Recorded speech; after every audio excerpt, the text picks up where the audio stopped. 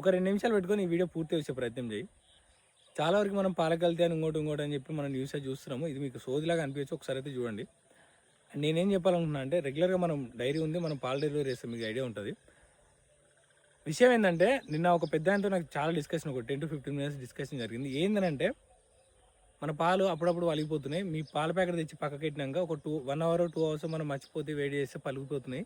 అసలు పలిగిపోయే ప్రాబ్లమ్ నాకు రావద్దు. దానివల్ల నేను మళ్ళీ కిందకో తెచ్చుకోవాల్సిన పరిస్థితి వస్తుందని చెప్పేసి ఆయన కంప్లైంట్ చేయడం జరిగింది. సరే ఇన్నా టాపిక్‌గా ఇన్నా. తర్వాత ఆయన ఏమంటాడంటే మేము నీకంటే ముందు మాకు వేరే ఒక అతను పాలు పోస్తుండే 11:30కి వచ్చి పోస్తుండే.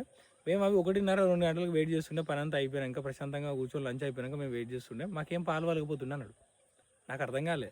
పొద్దుగాల 4 గంటలకు విన్న పాలు 1, 2 దాకా వలుగుతలేవా? అది మీరు బయట పెట్టినాక. ఎట్లా పాసిబుల్ అవుతుంది? అసలు దాని క్వాలిటీ మెయింటైన్ చేయడానికి ఏముంటుంది? వాడు ఏం చేస్తుండు? వీడేం చేస్తుండు? మీరు ఇట్లా చేయడం వల్ల ఇంకొకటి కూడా కొత్తగా అదే ప్లాన్ చేస్తారు. ఇప్పుడు ఏం చేస్తారంటే 4 సార్లు పాలు వెళ్ళినాయి అని చెప్పి కంప్లైంట్ చేస్తే ఈ మంచిగున్నోడు కూడా అదే దారిలో పోవడానికి ప్రయత్నం చేస్తాడు కదా.